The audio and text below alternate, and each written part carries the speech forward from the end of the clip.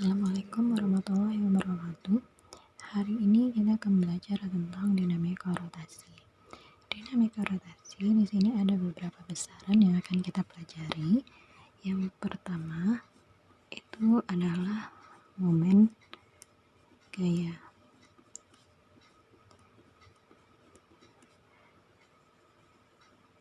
Momen gaya itu adalah suatu besaran yang menyebabkan benda bergerak rotasi dengan besarannya yaitu perkalian vektor gaya dengan jarak.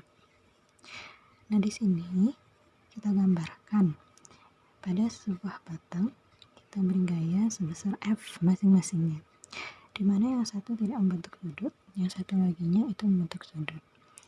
Nah, di sini kita beri dia poros di titik A masing-masingnya, ini juga di titik A, maka dari poros ke gaya yang diberikan itu dia mempunyai jarak sebesar R. Ini juga sama, dia mempunyai jarak sebesar R. Nah, untuk momen gaya itu dia gayanya harus tegak lurus terhadap poros. Nah, berarti kalau pada gambar pertama di sini untuk momen gaya dilambangkan dengan torsi, itu dia sama dengan nanti F dikali R.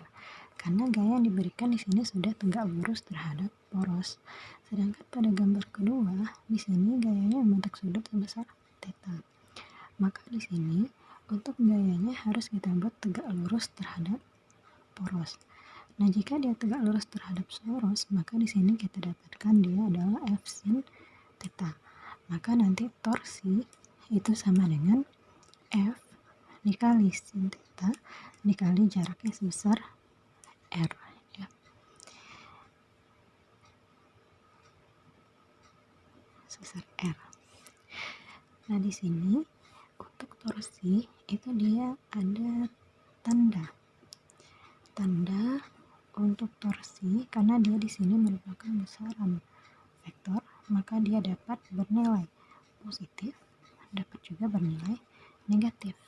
Maka dia positif apabila putaran atau dia berputar nantinya itu adalah searah jarum jam. Sedangkan dia bernilai negatif apabila dia di sini berlawanan arah jarum jam.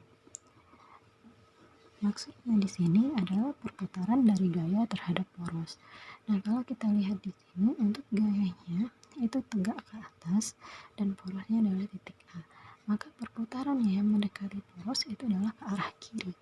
Berarti dia akan berputar ke arah kiri, di mana ke arah kiri itu adalah berlawanan arah dengan jarum jam, maka dia akan bernilai negatif. Untuk lebih jelasnya, maka kita lihat contoh soal pada handout yang sudah diberikan. Kita lihat pada soal nomor 1.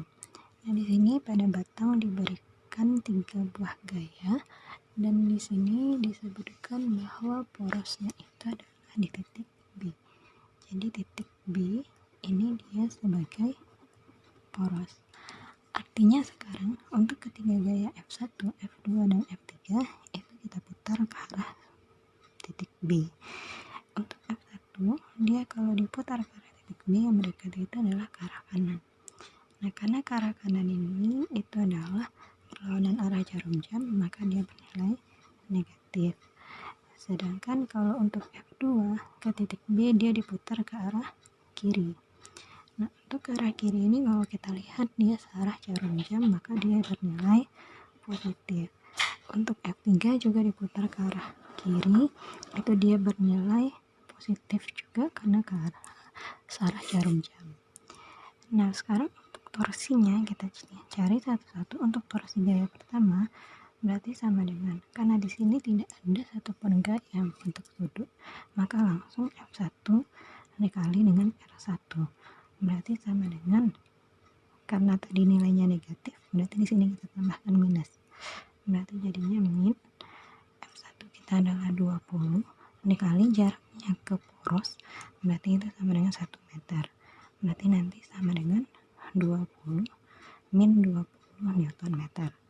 Sedangkan untuk torsi kedua berarti sama dengan F2 dikali R2 berarti sama dengan 50 dikali jarak dari C ke B itu adalah 2 meter, berarti nanti sama dengan 100 Newton meter.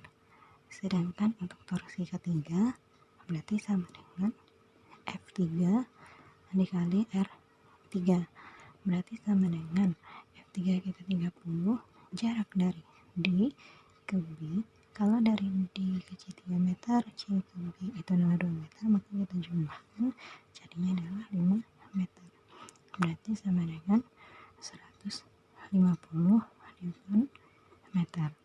Nah, yang ditanya itu adalah torsi di titik B, maka torsi di titik B itu kita jumlahkan torsi 1 ditambah torsi 2 ditambah torsi 3, berarti sama dengan min 20 ditambah 100 ditambah 150,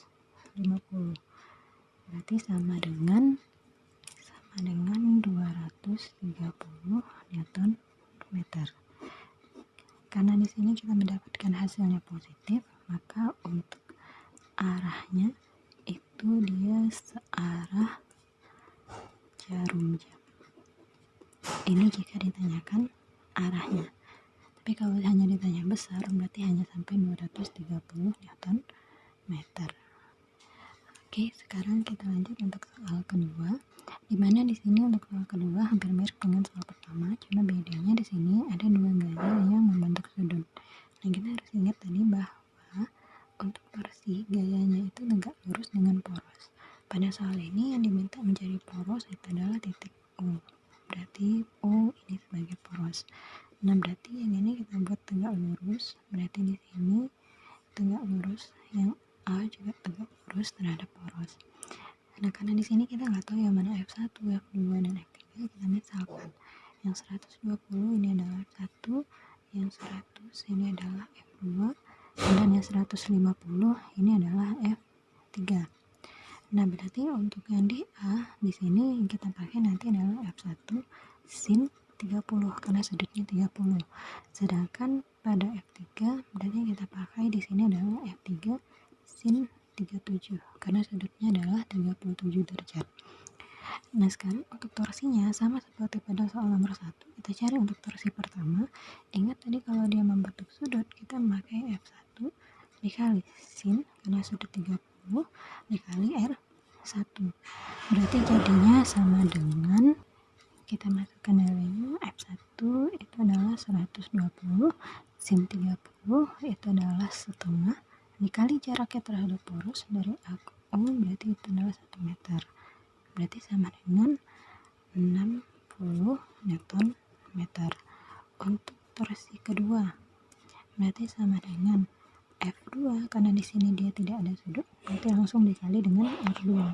Berarti sama dengan 100 dikali jaraknya ke poros dari C ke O itu adalah 0,5 meter. Berarti jadinya sama dengan 50 Newton meter. Nah, terus torsi ketiga berarti sama dengan, karena ini membentuk sudut lagi, F3 dikali sin 37 dikali jaraknya R3. F3 kita nilainya adalah 150 dikali sin 37 itu adalah 3/5 dikali jaraknya ke titik O itu adalah 1 meter. Berarti jadinya sama dengan, ini bisa kita bagi dulu, 150 sama 5, berarti kita dapat di sini nilainya adalah 30. Berarti 30 dikali 3 itu adalah 90 Newton meter. Nah, di sini jangan lupa kita untuk menentukan arah putarannya. Nah, untuk arah putarannya F1 ke arah poros, ini dia berlawanan arah jarum jam, berarti dia bernilai negatif. Yang F2 ke arah O itu juga berlawanan, ini searah jarum jam, berarti dia positif. Sedangkan F3 itu dia juga searah jarum jam, berarti dia bernilai positif. Maka untuk torsi di titik O itu sama dengan torsi 1 ditambah dengan torsi 2 ditambah dengan torsi 3 sama dengan torsi 1 tadi dia bernilai negatif, berarti min 60 ditambah torsi 2 bernilai positif 50 ditambah torsi ketiga juga bernilai positif, berarti ditambah 90. Berarti sama dengan 80 Newton meter. Nah, kita dapat juga dia positif. Berarti positif ini arahnya searah jarum jam. Nah, ini materi yang pertama atau besaran pertama pada dinamika rotasi, itu adalah momen gaya. Nah, sekarang kita masuk untuk besaran yang kedua, yaitu adalah momen inersia. Momen inersia ini adalah ukuran kelembaban suatu benda. Kelembaban itu artinya adalah untuk mempertahankan. Berarti ukuran benda untuk mempertahankan keadaan gerak rotasinya. Dimana di sini momen inersia dia dipengaruhi oleh beberapa hal. Yang pertama itu adalah massa benda, yang kedua itu adalah jarak terhadap porosnya. Nah, sekarang untuk momen inersia kita bedakan atas dua. Yang pertama itu adalah momen inersia partikel. Nah, untuk momen inersia partikel itu I sama dengan M dikali R kuadrat. I sama dengan mr kuadrat. Atau apabila lebih dari satu partikel, maka I nanti sama dengan sigma mr kuadrat. Artinya sama dengan M1 kali R1 kuadrat ditambah M2 kali R2 kuadrat dan seterusnya. Tergantung berapa jumlah partikel yang diketahui. Dengan I itu adalah momen inersia, satuannya itu dalam kilogram meter kuadrat, sedangkan M itu adalah massa benda, dimana satuannya itu adalah kilogram, dan R itu adalah jarak terhadap poros, satuannya dalam meter. Yang kedua itu momen inersia benda tegar. Untuk momen inersia benda tegar tidak jauh beda dengan partikel. I sama dengan mr kuadrat. Cuma di sini kita tambahkan nilai K. Nilai K ini itu adalah konstanta inersia yang dimiliki benda. Artinya nilai K ini tergantung pada jenis bendanya. Ada beberapa benda yang biasanya diketahui pada soal yang sering kita gunakan dalam pertanyaan soal. Yang pertama itu adalah batang homogen. Untuk batang homogen menentukan nilai K itu tergantung di mana letak sumbunya. Nah, yang pertama itu adalah sumbunya di tengah, maksudnya sumbu porosnya. Kalau dia di tengah, maka di sini nilai K-nya sama dengan 1/12. Jika sumbunya di ujung batang, maka di sini nilai K-nya sama dengan 1/3. Yang kedua itu ada silinder. Untuk silinder kita bedakan atas dua. Ada silinder pejal dengan nilai K-nya sama dengan setengah, dan ada silinder berongga dengan nilai K-nya sama dengan 1. Yang ketiga itu adalah bola. Bola juga kita bedakan atas dua. Ada bola pejal dengan nilai K sama dengan 2/5 dan bola berongga dengan nilai K-nya sama dengan 2/3.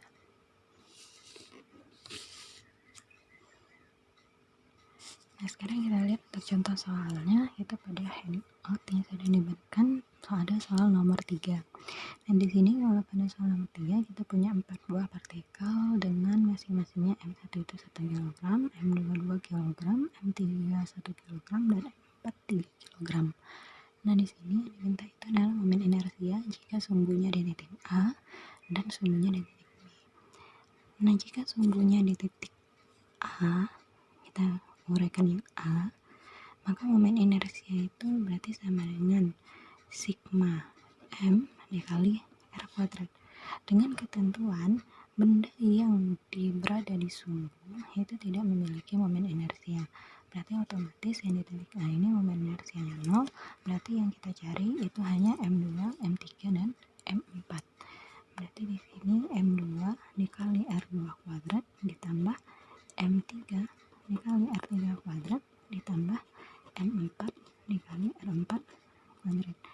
Dan di sini perbedaan antara momen inersia dengan momen gaya tadi.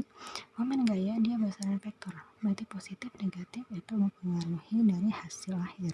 Sedangkan kalau pada momen inersia dia besaran skalar, berarti di sini positif negatif itu tidak ada pengaruhnya. Atau di sini dia tinggal ditambah saja semuanya. Berarti di sini untuk M2 diketahui 2 dikali jaraknya ke titik A itu adalah 2 meter dikuadratkan ditambah M3 itu 1 kg, jaraknya ke titik A berarti 4 meter dikuadratkan ditambah M4 itu 3 kg dikali jaraknya berarti 6 kuadrat, berarti sama dengan 2 dikali 4 ditambah 1 dikali 16 ditambah 3 dikali 36, berarti sama dengan 8 ditambah 16 ditambah 108, berarti sama dengan 132 kg meter kuadrat. Untuk yang B caranya sama, berarti I sama dengan sigma mr kuadrat. Tapi di sini kalau pada titik B atau di sumbu B yang tidak ada momen inersianya itu adalah M3. Berarti di sini yang kita hitung itu adalah M1 kali R1 kuadrat ditambah M2 dikali R2 kuadrat ditambah M4 dikali R4 kuadrat. Karena M3-nya berada di poros atau di sumbu maka dia 0. Berarti sama dengan M1-nya 1 dikali jaraknya ke titik B itu 4 dikuadratkan ditambah M2-nya 2 jaraknya ke B itu 2 meter 2 dikuadratkan ditambah M43 jaraknya ke B itu adalah 2 meter dikuadratkan, berarti sama dengan 1 dikali 16 ditambah 2 dikali 4 ditambah 3 dikali 4, berarti sama dengan 16 ditambah 8 ditambah 12, berarti sama dengan 36 kg meter kuadrat. Nah, ini untuk contoh momen inersia partikel. Oke, nah sekarang kita bahas nomor 4. Untuk nomor 4 di sini tentang momen inersia benda tegar, di mana diketahuinya ada dua buah benda, yaitu silinder pejal dan bola pejal dengan massa silinder dan bolanya sama, diameter bola dan silinder juga sama. Nah, jika diameternya sama berarti jari-jari atau jaraknya juga sama. Yang diminta itu adalah inersia silinder banding inersia bola. Berarti kalau kita bandingkan inersia silinder dengan inersia bola, maka rumus yang dipakai itu tadi adalah K dikali mr kuadrat banding K kali mr kuadrat. Berarti di sini nilai K-nya untuk silinder pejal itu adalah setengah, berarti setengah mr kuadrat banding kalau untuk bola pejal itu adalah 2/5 mr kuadrat. Karena massanya sama berarti boleh kita coret, karena diameter sama berarti jari-jari juga sama berarti boleh kita coret. Berarti perbandingannya itu adalah setengah banding 2/5 atau 5 banding 4. Nah, ini untuk contoh momen inersia pada benda tegar. Nah, untuk pertemuan hari ini kita membahas hanya sampai